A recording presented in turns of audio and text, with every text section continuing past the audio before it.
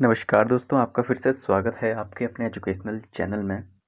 आज मैं दूसरा प्रैक्टिस सेट लेकर आया हूँ आपके लिए, जो आपके सभी टीचिंग एग्जाम्स के लिए इम्पोर्टेंट है। पहला प्रैक्टिस सेट आपने अगर ना देखा हो तो उसको प्लेलिस्ट में जाके जरूर देख लीजिएगा।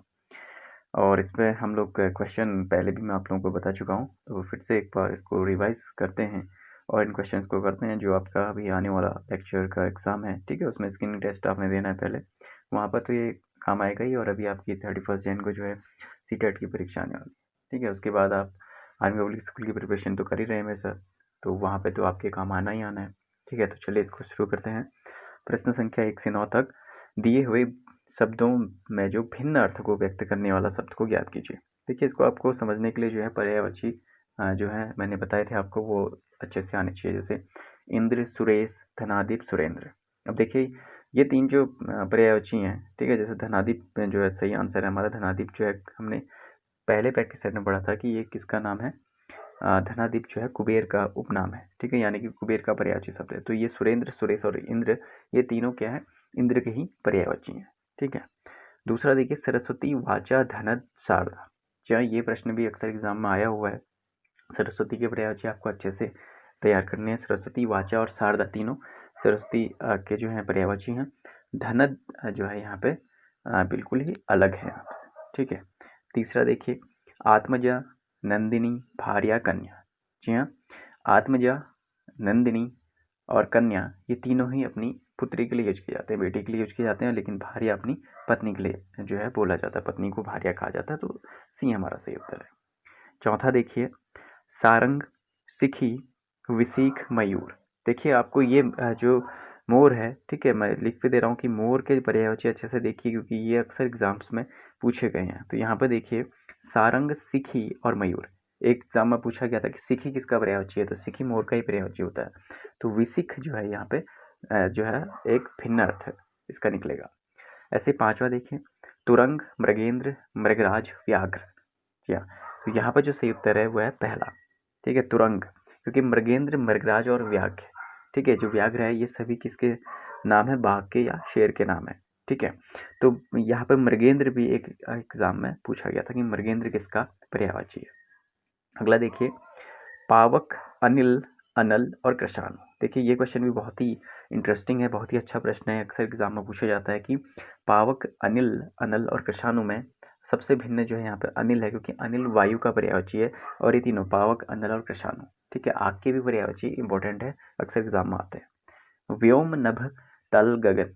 जी हाँ, नाम से ही लग रहा है, व्योम, नभ, गगन तीनों आकाश या आसमान के पर्यायवाची हैं। ठीक है, तल माने नीचे, भूमि का ही भाग हो गया, तो ये भिन्न अर्थ का निकलेगा इसका। लोचन, जलज, नयन, चक्षु। जी हाँ, यहाँ पर सही उत्तर देखिए।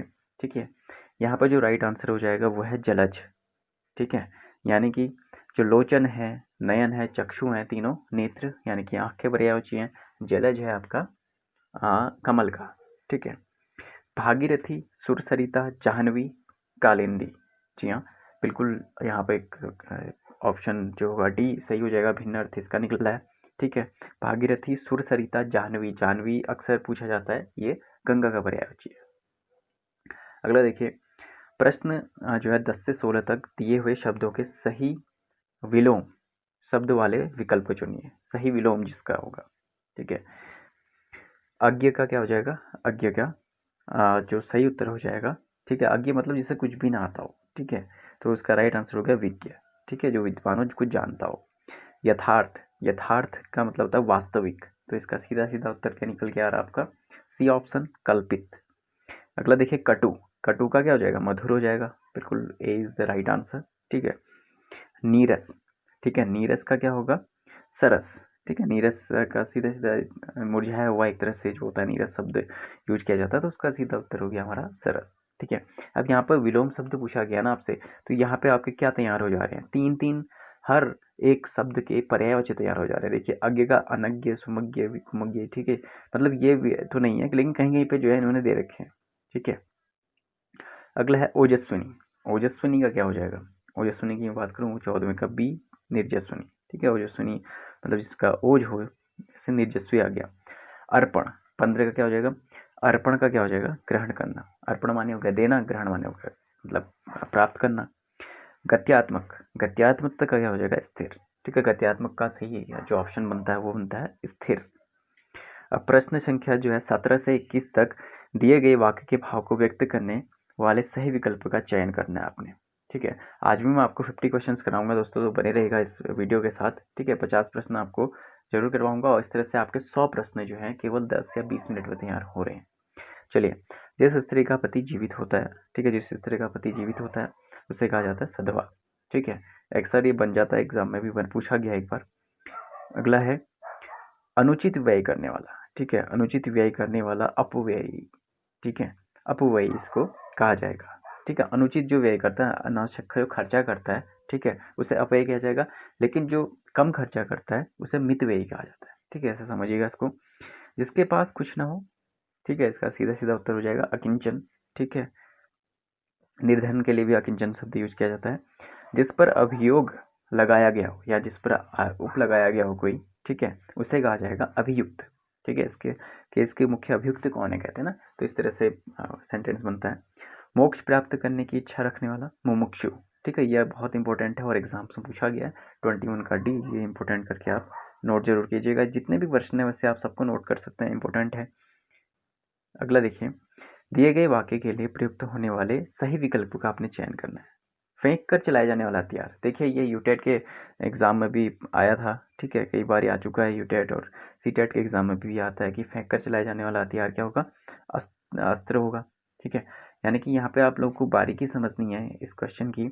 अस्त्र मतलब जो फेंक कर चलाया जाता है। ठीक है, जैसे भाला है, ठीक है, वो क्या आएगा? एक अस्त्र में आ जाएगा। शस्त्र क्या होगा? जिसके द्वारा, ठीक है, जिसे आप फेंकते नहीं है, जिससे लड़ाई करते हैं। ठीक है, जैसे पहले के एग्जाम्पल ले लें तो तलवार। ठीक है, तलवार क्या है? एक शस्त्र है। ठीक है, जो आंख के समक्ष ना हो, परोक्ष।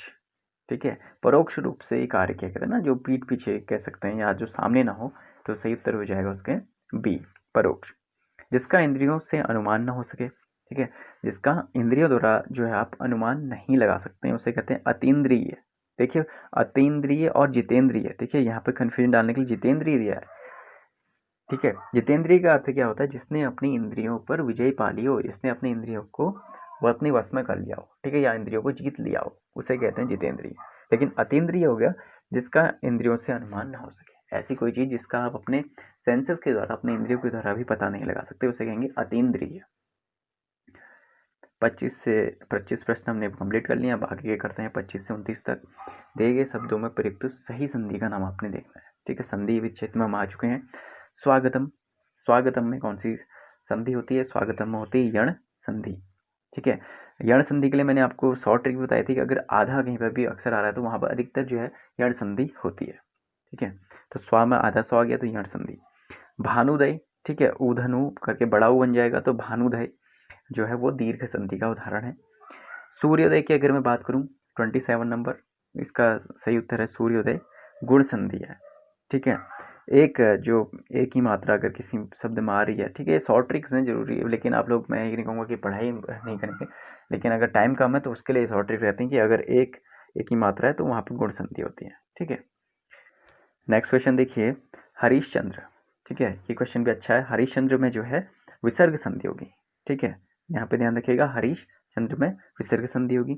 उच्चारण, उच्चारण में चौर चौ और चौर यानी कि दोनों व्यंजन मिलने, ठीक है, व्यंजन और स्वर भी मिलते हैं तो व्यंजन संधि होती है, तो व्यंजन संधि यहाँ पे सही उत्तर है।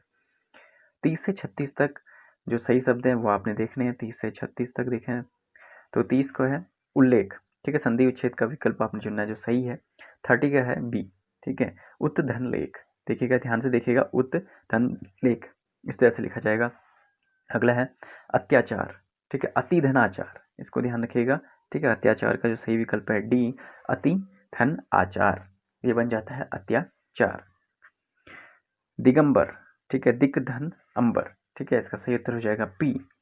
ऐसे ही पावक, पौधनक, अक्सर एग्जाम में आता है, बहुत इंपॉर्टेंट है, पौधन अक। उपैति, उपैति का क्या होगा? ठीक है, उपैति यहाँ पे देखिए तो सी, उपधन एति। ठीक है, छोटा ऊ की मात्रा होगी छोटा ऊ। निम्नलिखित शब्दों में किस उपसर्ग शब्द में उपसर्ग नहीं है पूछा गया है। ठीक है, किसमें उपसर्ग नहीं? उपसर्ग ऐसे शब्द जो किसी भी शब्द के पीछे जुड़कर उसके अर्थ में परिवर्तन करते हैं, तो उपसर्ग कौन सा नहीं है पूछा गया है। ठीक है, तो इसका जो राइट आंसर है वो है डी, ठीक है। उपसर्ग यानी कि पहले जो जोड़ेगा, सॉरी माफ कीजिएगा, उपसर्ग पहले जोड़ता है, ठीक है। अपवाद में अप जो है यहाँ पर उपसर्ग है, पराजय में पराजय है, ठीक है, प्रभाव में प्रभाव, ठीक है, प्रभाव जो है। लेकिन यहाँ पे उपसर्ग जो नहीं है, ठीक है, वो देखिए ओढ़ना, ठीक है, ओढ़ कोई उपसर्ग नहीं बनता, ना यहाँ पे प्रत्यय जुड़ा हुआ है, तो ये प्रत्यय का उदाहरण डी यहाँ पर सही उत्तर है। निम्नलिखित शब्दों में से कौन सा देशज शब्द नहीं है? देशज यानी देसी भाषा का शब्द, ठीक है। देश जो ढेबरी, पोखर, ठोर, पुष्कर जो है एक ये शब्द है आपका तत्सम शब्द आ जाएगा, डी सही उत्तर हो गया। अब बढ़ते हैं, समास आपने बताना है, ठीक है, समास बताना है। वनवास, ठीक है, वनवास का जो सही उत्तर हो जाएगा वो हो जाएगा आपका ए तत्पुरुष समास, ठीक है। वन में है वास इसका। पंचवटी, पंचवटी जहाँ पर भी कोई आपका न्यूमेरिकल आएगा, कोई नंबर आता है, ठीक है, जहाँ पर भी कोई संख्या आती है वहाँ पे द्विगु समास होता है, बहुत ईजी है। अगला देखिए, पीताम्बर, पीताम्बर की अगर मैं बात करूँ, ठीक है, तो पीताम्बर में जो समास है, ठीक है, वो है आपका बहुव्रीहि, ठीक है, बहुव्रीहि यहाँ पे आ जाएगा, ठीक है। पीताम्बर यानी कि जो भगवान श्री कृष्ण को डिनोट करता है, ठीक है। अगला है नरोत्तम, नरो में जो है उत्तम, यानी कि यहाँ पे सीधा सीधा उत्तर आपका हो जाएगा तत्पुरुष समास। अगला देखिए आजन्म, आजन्म यानी कि यहाँ पे आ जो आ रहा है वो है अव्ययी भाव, ठीक है, आज यहाँ पे जो अव्ययी भाव समास को दर्शाएगा। अब देखिए 42 से 50 तक अंतिम पड़ाव में हम पहुंच चुके हैं इन 50 प्रश्नों के, और 10 मिनट से भी कम समय में हम पहुंचे हैं। चलिए, शब्दों के अर्थ को व्यक्त करने के लिए सही विकल्प का चयन करना है आपने। वलय, वलय माने क्या होगा, ठीक है, वलय का आपको बताना है। वलय माने होता है घेरा, ठीक है, वलय माने होता है घेरा। हिंदी के विद्यार्थियों के लिए तो बहुत ही इंपॉर्टेंट है इस तरह के, क्योंकि अर्थ वाले प्रश्न उनके लेक्चर में जरूर रहेंगे। संपुट, संपुट का अगर मैं देखूं तो संपुट का जो सही उत्तर है वो है बधी हुई अंजलि, ठीक है। अगला है प्रभंजन, प्रभंजन का जो सही उत्तर है वो होता है तेज वायु के लिए प्रभंजन यूज किया जाता है, ठीक है। पुष्कल, पुष्कल का जो अगर सही उत्तर देखें तो उसका मतलब होता है बहुत सा, ठीक है। अगला देखिए प्रत्यागमन, प्रत्यागमन माने होता है वापस जाना, प्रत्यागमन किया, ठीक है, उन्होंने वहां से प्रत्यागमन कर लिया, किसी स्थान में जाकर वहां से यानी कि वापस आ गए। परिवाद, ये देखिएगा परिवार और परिवाद अंतर है। परिवाद माने हो जाता है यहाँ पे संवाद करना, ठीक है, यानी कि एक तरह से कंजर्वेशन करना, सॉरी कन्वर्सेशन करना, यानी कि बातचीत करना, ठीक है। या परिवाद को मेनली इससे दिखाता है कि आर्ग्यूमेंट से, ठीक है, जब आप किसी से किसी बात पे बहस करते हैं। शबनम, शबनम का जो सही उत्तर है वो है ओस, शबनम की बूंद है, ठीक है, ओस की बूंद है। नैसर्गिक, नैसर्गिक माने प्राकृतिक, ये प्रश्न भी इंपॉर्टेंट है, ठीक है, नैसर्गिक अक्सर एग्जाम में पूछा जाता है। अगला देखिए अस्मिता, अस्मिता माने होता है यहाँ पे अहमता, ठीक है।